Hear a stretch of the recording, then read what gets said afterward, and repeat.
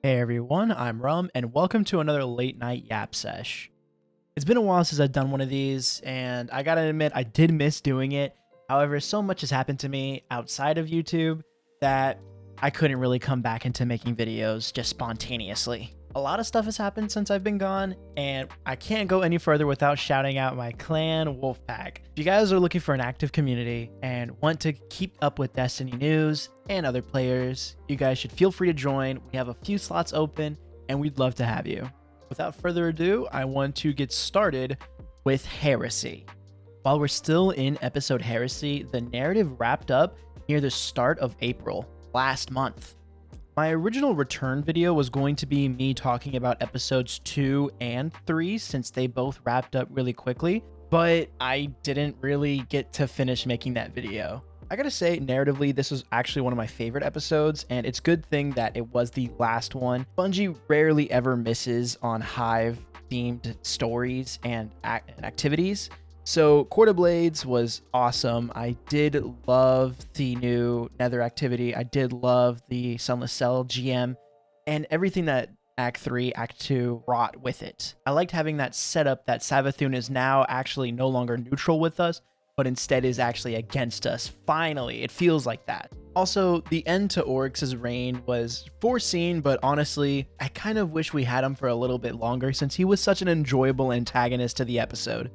And it was really bittersweet because at the end of his life, he finally found out that his whole logic is flawed, that the witness was actually betraying them, that the darkness is not really what they're supposed to be following, and they're supposed to be following the Traveler, and so on and so forth. The ending, the last few sentences that he says is just so perfect. And it actually feels like Oryx deserved this end. Like, not just, oh, we killed him in a raid and that's it. There's anger, there's nothing in it. No, he felt like a character that you wanted to see at least a little bit more of. The equivalent that I came up with to a couple of friends of mine is Handsome Jack from Borderlands 2, where you love him, but you know he's so evil that you just want to defeat him. It's such a love-hate relationship that I have with Oryx, especially in this episode, and coming from D1 and just an amazing wrap-up, in my opinion. But moving on quickly after that, we had the chess ARG, which was really one of the weirdest events I think Bungie has ever put on. We've only had one similar ARG happen, which was Corridors of Time, which I actually was playing during that time, so I do remember the whole event and how it panned out, and entering all the doors that we just didn't have the codes to just yet. It was so interesting. But I gotta admit, with the chess puzzles, I completely the meaning was lost on me. While in Quarters of Time, I understood where we were going, why we were doing it. This just felt so confusing to me. I guess, it has a whole thing to do with the 9, the lore pages saying that we're in their game, they're testing us, and that's why we're in the current area, Rite of the 9, which we'll get to in just a second. It's just all very confusing to me, but I'm really glad that we as a community could figure it out at least quickly and, move on from it. I think it only took us 3 days to figure it out, and that's because a lot of the YouTubers came together with all of the community members, with all their resources and such, and it was just an amazing culmination of content. But yeah, I just, in my opinion, I was completely lost during the whole thing. I don't play chess. I don't know any of the gambits. I don't know any of the moves. I didn't even know, where any of these chess pieces were actually, based on.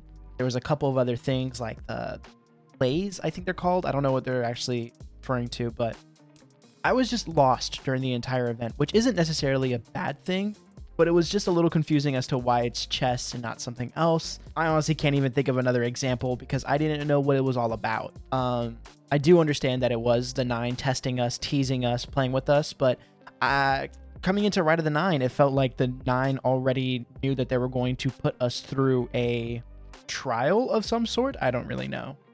However, I will say it was super unique by Bungie, and I think if they keep doing these kinds of ARGs, it would be very interesting to see.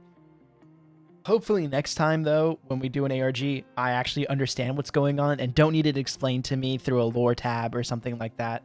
I really did wish that it didn't go over my head. But like I said, that's not against Bungie. That's more just against the fact that I was a little confused. All in all, though, that event was really nice. It felt great to be reading the Reddit every day. It felt great to be looking at Twitter, looking at YouTube, watching whatever we could, finding all the chess pieces themselves. And also, you know, the reward at the end of it was a pretty sick cutscene, and the ship, the shader obviously is also super nice, and so on and so forth. It's just really, really, really cool and interesting event. And I'm kind of glossing over episodes 2 and 3 because I want to get straight into what is happening now, the Rite of the Nine. I've made it pretty obvious on my channel that I'm a PvE first kind of player, especially more recently. I'm trying to do tons of endgame content without having to do PvP, but I'm dipping my toes back into PvP just a little bit before Marathon drops, which I will be playing, and that's another story for another video, or so on and so forth. So when Rite of the Nine was announced and we actually got to finally play it, I was obviously super excited. You know, seeing the dungeons that I have to admit were some of my least favorite, Spire and Prophecy, I just, you know, I wanted to see how they could spice those things up. But Ghost of the Deep is actually one of my favorite dungeons. That being said, all the new mechanics they added to Spire, and I'm only going to be talking about Spire since I'm recording 2 days after the second week of Rite of the Nine, so we haven't really gotten to experience the other dungeons just yet. However, Spire the Watcher being one of my least favorite dungeons, in Rite of the Nine at least, has definitely gave it a huge glow up. I do like the new mechanics. I do like the fact that there's a boss after every single floor in the Ascent section. And I do like the fact that it actually matters what nodes you're going through. It's no longer what I called a W key dungeon. And don't get me wrong, there's nothing wrong with having a dungeon meant for the low-end player.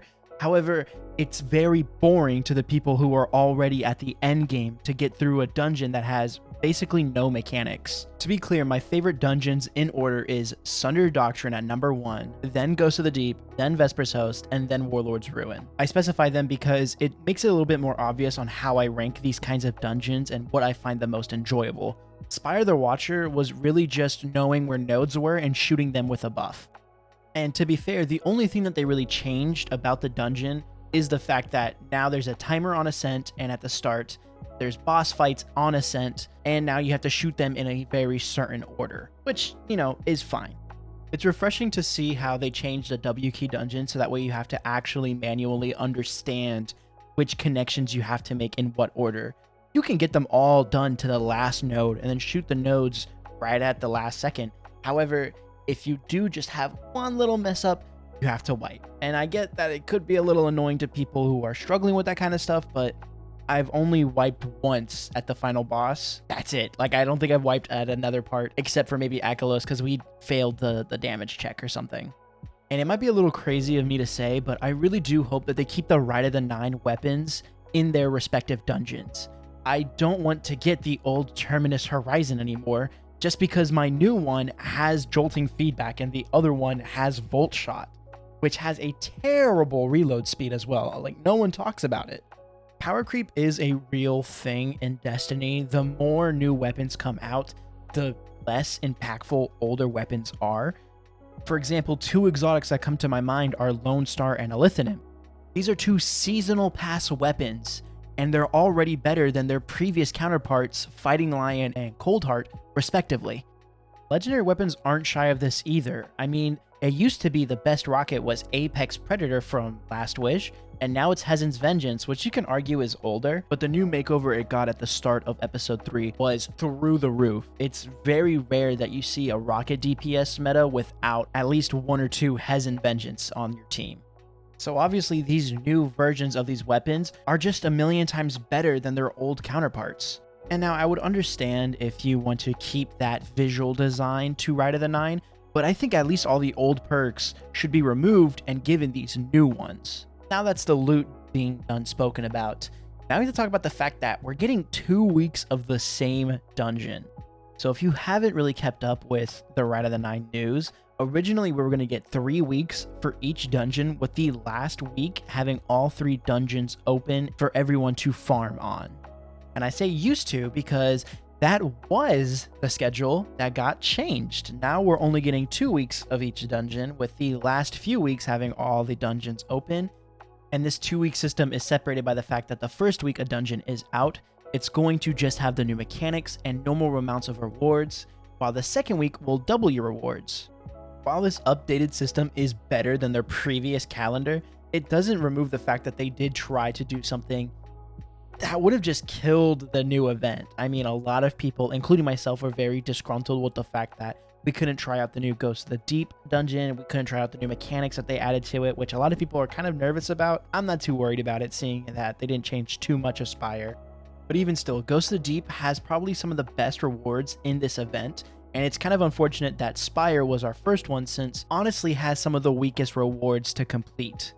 Like, yes, they're all good rewards and they have the potential of being some amazing weapons, but Ghost of the Deep has Cold Comfort, which is probably going to be the darkness version of Hezen's Vengeance for the foreseeable future. And then Prophecy has a Sudden Death, Prosecutor, Darkest Before, Relentless. It has so many other options, more focused on PvP and close quarter ad clear kind of situations, but really it's just, damn, Spire just didn't have too much on its plate. It had Wilder Flight and Event Terminus, which is, yeah, it's not great. A lot of people online are saying that this is just a publicity stunt by Bungie, which I highly doubt, because it feels more like Bungie really thought that this was going to be a more accepted idea, something similar a la Garde Pantheon, but really it just didn't fall through the way that they wanted it to, and they had all the systems ready and set up just in case that they needed to switch it like they did today. And besides, I really doubt of all gaming companies, Bungie is the one that's smart enough to pull off a publicity stunt like this.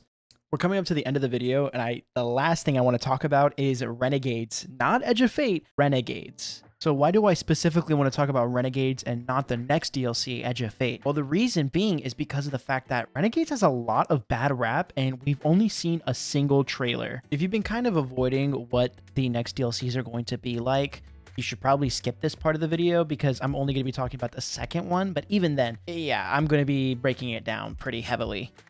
With that out of the way, let's get into what I wanted to say. I am not a Star Wars fan. I mean, I am. I do like some of the movies. I love the prequels. I liked the actual episodes 4, 5, and 6. Didn't really like the sequels, but even then, I consider myself a avid Star Wars consumer. The fact that I've seen all the movies says enough about me than some of the other people out there commenting on this DLC. Bungie has doubled, tripled, even quadrupled down on the fact that this is a Destiny story, not just a Star Wars DLC, but rather Star Wars inspired. They do have a lightsaber, they do have those blasters, they do have a lot of Star Wars-esque armor sets coming out too, but they are still basing the entire story on Destiny. And it's hard to break down what the trailers had and what Bungie's trying to say, what they mean by this, because all we have is the reveal trailer. We don't have any gameplay, we don't have any narrative reveal, we don't have anything going for it except for the fact that we know that we're going to be following an outlaw into the back of some kind of planet of some sort. We don't really know. It is a desert planet, and honestly, I think that's where the similarities with Star Wars probably begins, is the fact that we're chasing down an outlaw, a dredgen of some sort. A TLDR on what a dredgen is basically an evil guardian. If you want a bigger explanation, go watch a Byf video. I am not the person you want to hear lore from.